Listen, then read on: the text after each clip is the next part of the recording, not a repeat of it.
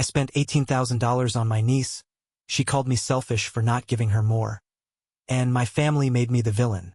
I don't usually make posts like this, but I really need to know if I'm crazy or if my family has lost their minds. After years of spending my money and time on them, my niece called me selfish because I only gave her $18,000. And the worst part is that my family supported her. I'm in shock and don't know what to do. Was I too harsh? Or did I just get tired of being everyone's fool? I was always the one who organized all the family gatherings, Christmas, birthdays, weddings, baby showers, graduations. Everything went through me. It made sense. I'm a professional event planner and own a small venue that, while not luxurious, is cozy and functional. First, I did it gladly. I loved seeing my family together, smiling, enjoying a well-organized meal in a carefully decorated setting. But over time, something changed. They started taking it for granted. My niece, Emily, 25, was one of the first to take advantage of my goodwill. Over the years, I organized 3 major events for her. A dinner after her secret wedding, where she left all the planning to me without giving any instructions. Her first baby shower, for which she simply told me, "Do whatever you want." And her second baby shower with the same careless attitude. She never showed enthusiasm, not even curiosity about the details. She would just show up, eat, collect her gifts, and leave. Not a single word of thanks. At her first baby shower, she arrived 30 minutes late, dressed in old sweatpants, as if she had just come from grocery shopping and not from an event organized just for her. She stayed just long enough to eat, pose for a few pictures, and pick up her gifts before leaving. Her mother, my sister-in-law, rushed to excuse her. "She's had a tough pregnancy. That's why she doesn't have the energy for these things." The same story repeated at the dinner after her wedding. She arrived late, sat with her phone in her hand the entire time, ate, and then disappeared. My mother, who had always been the first to defend courtesy and good manners, murmured quietly, "She didn't even say thank you." But my brother, Emily's father, quickly intervened. "She's going through a lot of stress with the marriage. Don't take it the wrong way." There was always an excuse for her, and the third time was the worst. At her second baby shower, Emily repeated the same routine. She arrived late, and once she had collected her gifts, she casually asked me, "Can you pack all this up for me to take home?" I suggested she stay a little longer and open the gifts there to share the moment with the family.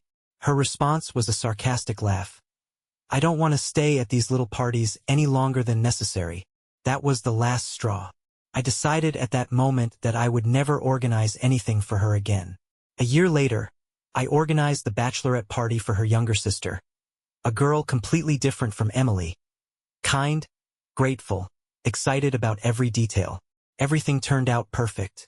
The atmosphere was warm, the decorations were elegant, and the food was delicious. Everyone, they were all happy.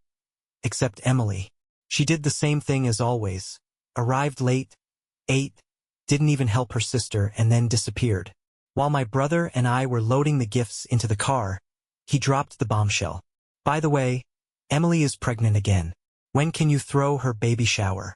I took a deep breath. "I'm not doing it." My brother frowned. "What? Why not?"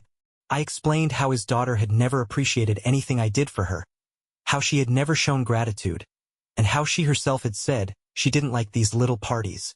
His reaction was the same as always. "I didn't know it bothered you that much. Are you really going to hold a grudge over one unimportant comment?" The next day, Emily called me, furious. "Why did you tell my dad you won't throw me a party?" I took a deep breath. "You said you didn't like my parties. Why do you want another one?" There was an awkward silence. Then she finally admitted it. "Because I need the gifts." At that moment, I understood everything. It wasn't about the celebration, the family, or the special moment. For her, a baby shower was nothing more than an opportunity to collect free stuff. I calmly replied, "You can post your gift registry online. I'm sure people will help you." Emily exploded. "You're so selfish. You've always loved acting like you're important with your events. But when someone really needs you, you refuse to help." She hung up. A few minutes later, my brother called me, his tone full of indignation. "Emily is crying. She says you humiliated her and that you won't help her out of spite." I stayed silent for a few seconds. "If you want her to have a baby shower, you can pay for it. I'll charge you like any other client. There was a long pause. How much does it cost? I gave him the standard price for an event like that at my venue. What? His voice cracked. That's too much. Well then, you can find someone else to organize it. He hung up without saying goodbye. After my brother's call, I waited for the inevitable. I knew Emily wouldn't just let it go. She wouldn't accept a no without a fight. That wasn't her style. And, sure enough, within 24 hours, my phone started ringing nonstop. First, it was my mother. Sweetheart, I don't know what happened between you and Emily, but why did you refuse to throw her a baby shower? Mom. She herself said she didn't want to stay any longer than necessary at her own parties. Why would she want another one? She's your niece. Family helps each other. I closed my eyes and ran a hand over my forehead. There it was, the magic word, family. The perfect excuse for everyone to expect me to give my time and money without complaining. After my mother came the aunts. We heard you refused to throw a baby shower for your pregnant niece. Poor thing. She's very sensitive. She's having a hard time. And now this on top of everything. Then came the cousins. Hey, why are you being so bitter? It's not a big deal. It's just a party. If it were someone else, you'd do it. Why do you hate her so much? It seems like it bothers you to see her happy. They were attacking me as if I were the villain in this story. I knew Emily was behind all of this. She hadn't thought twice before twisting the story, painting herself as the poor victim abandoned by her cruel aunt. The worst part? Most people believed her. By the third day, my patience reached its limit when one of my aunts called me, crying. Sweetheart, how could you do this to Emily? She told me you humiliated her, that you said her child doesn't deserve a party. What? I never said that. She said you insulted her, that you called her an opportunist and said her family didn't deserve anything from you. A chill ran down my spine. Emily wasn't just manipulating the situation. She was making things up. I took a deep breath and answered as calmly as I could. I don't know what Emily told you, but I never said that. The only thing I did was refuse to organize another baby shower for her because she's made it clear she doesn't appreciate them. I don't know. She's really hurt. Can't you reconsider? No. But why? She's family. I hung up before I said something I'd regret. But Emily didn't stop there. By the weekend, I found out she had gone to my parents' house to cry to them in person. She showed up with a barely visible baby bump and teary eyes, saying she felt rejected, alone, that no one supported her, that everyone saw her as a burden. My mother, of course, hugged her immediately. My dear, who made you feel this way? Aunt, she said in a broken voice. She thinks I'm just using people. She says I only want the gifts and that I don't deserve the party. That can't be true. Surely this is just a misunderstanding. No, Grandma. It's not. She said it to my face. My mother was in shock. She believed every word. That same day, my brother called me again. Now you've really gone too far. What did I do now? Emily is devastated. She says you called her an opportunist and insulted her just for asking for help. That's a lie. Mom and Dad are really disappointed in you. They think you've become cold, selfish. That's when I understood everything. Emily had achieved her goal, turning the entire family against me. But that wasn't enough for her. It wasn't enough to make me the villain of the story. She wanted more. The following Monday, my younger cousin sent me a message. Hey, is it true that you said you're tired of paying for everything and that our family is just a bunch of freeloaders? I stared at the message, stunned. Emily had gone further than I thought. She had made up a story that I called them parasites. A cold rage rose in my chest. That's it. If Emily wanted to play dirty, then I was going to expose the truth. And I would do it in front of everyone. By the time my entire family had turned their backs on me, I had nothing left to lose. Emily had played her cards well, manipulating the situation until I was made out to be the villain. I could almost picture her satisfied smile as she received messages of support from the same relatives who were now ignoring me. But she made a mistake. In her eagerness to paint me as a horrible person, she forgot to keep her lies consistent. The first crack in her story appeared when one of my aunts wrote to me privately. Hey, I just want to understand. Emily says you insulted her, but she also told me that you said you'd do the baby shower if she paid you. So which one is the truth? That little message changed everything. If I had really humiliated and rejected her the way she claimed, then why would I have agreed to organize the event if she paid? It was too big of a contradiction. I answered honestly. Exactly. I told her that if she wanted a baby shower, she could pay for it like any other client. I didn't insult her or say any of the things she's been telling people. She's manipulating everyone. Well, that makes sense. But Mom and the others are still mad at you. They say you should reconsider. My family was so used to me doing everything for free that asking for fair payment for my work seemed offensive to them. But that was no longer my problem. Because that was just the first crack in Emily's image of innocence. And soon, more cracks started to appear. A few days later, my cousin Anna messaged me. I don't know if I should tell you this, but I found something that might interest you. Tell me. The other day, Emily stayed over at my house and left her laptop open. I saw that she was checking a conversation with her mother-in-law, and it looks like she's been getting financial help from her husband's parents. What do you mean? Yeah. Her mother-in-law had sent her money to buy baby things, but she spent it on something else. She was trying to justify it to her husband, saying she didn't have enough, but I saw that at the same time, she had a receipt for a designer clothing purchase. I felt chills run down my spine. Emily had been lying this whole time, saying no one supported her, that she had no resources, when in reality, she was receiving money from her in-laws and spending it on luxuries. Anna ended her message with something that left me even more stunned. Her husband doesn't even know that his mom already gave her money. Emily told him that her family has never helped her and that you hate her for no reason. Emily wasn't just slandering me to our family. She was also manipulating her own husband. The final blow came when another cousin, Elena, called me in a panic. You have to see this. Elena sent me a screenshot of a group chat where several family members were talking about me. Emily had been saying that I was selfish, that I didn't care about family, that I never helped anyone, but then I saw something else. One of my aunts commented, "Well, at least she's never asked me for money." And another aunt replied, "What do you mean she hasn't? She asked me 3 months ago. She said she didn't have enough for diapers, so I sent her $200. Wait, you too? I gave her $300 last month because she told me she was in debt with the bank. I sent her $500 recently because she said her husband was out of work." Emily had been asking multiple people for money at the same time, coming up with different excuses for each one, making sure no one compared notes. And that's when everything clicked. Emily wasn't just a manipulator. She was a con artist. That night I barely slept. I had no doubts left. Emily had deceived the entire family. She made them believe she was a poor woman abandoned by her cruel aunt when, in reality, she was taking advantage of everyone while living comfortably on other people's money. And the worst part was that most of the family was still on her side. But not for much longer. Because if Emily wanted to play with fire, then I was going to burn down the whole damn forest. The time to expose her had come. And I was going to do it in the most public way possible. I knew I couldn't just go around telling the truth about Emily to each person individually.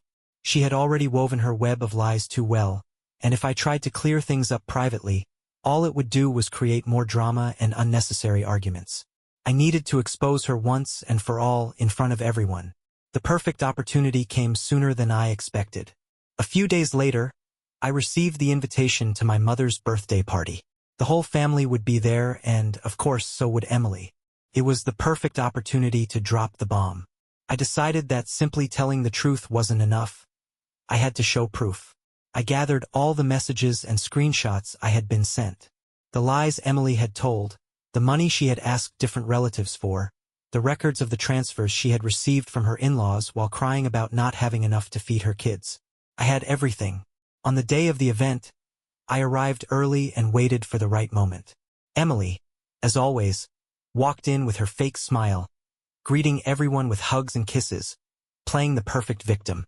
I watched her approach my mother and drop one of her well-calculated lines. Things have been tough for me lately, but what really matters is that family always stays together. I couldn't help but chuckle softly. She had no idea what was coming. I waited until everyone was gathered at the table, raising their glasses in a toast to my mother's health. When it was my turn to speak, I stood up, holding my glass, smiling. Before we continue celebrating, I want to say something important. The murmurs stopped. Everyone looked at me. Emily did too, her expression suddenly alert, like an animal sensing danger. These past few days have been difficult because it seems there are a lot of hidden truths in this family. I didn't want things to come to this, but I won't allow people to keep being manipulated with lies. The air grew tense. Emily frowned. What are you talking about? I pulled out my phone and opened the folder with the evidence. I'm talking about you, Emily. About how you've managed to make me look like the villain while secretly asking different family members for money, each time with a different excuse. A wave of murmurs swept across the table. Emily froze. That's not true. Yes, it is. And I can prove it. I started reading out loud.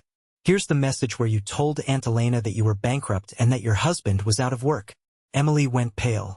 And here's the message where you told Aunt Sophia that you didn't have money for diapers and that no one was helping you. Some family members exchanged glances, clearly confused. And here's the receipt for the transfer from your mother-in-law, the one you told that you had never received any support from your family. My mother's eyes widened. What? Silence fell over the room. And here's the proof that you didn't use that money for diapers or household expenses. You spent it on designer clothes. Someone dropped a fork. That's a lie. Emily shouted, losing control. You're twisting everything. But I had been expecting that reaction. If it's a lie, then why are there 3 aunts here who gave you money, thinking they were the only ones you had asked for help? 3 women at the table lowered their gaze. They could no longer deny what was happening.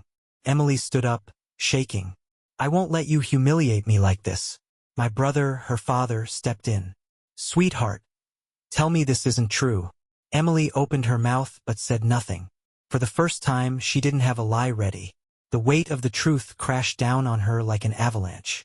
I can't believe it, my mother whispered. One of my cousins murmured. And to think we all turned against her. Emily's face shifted from fury to fear. She was no longer in control. Her allies were beginning to doubt her. My work was done. Without saying another word, I placed my glass on the table and walked out of the party. Behind me, I left absolute chaos. My work was done. I left that family gathering without looking back. Behind me were the murmurs, the clatter of silverware against plates, and the weight of a truth no one could ignore anymore. I walked to my car with my head held high, but inside, I felt a mix of emotions I couldn't quite decipher.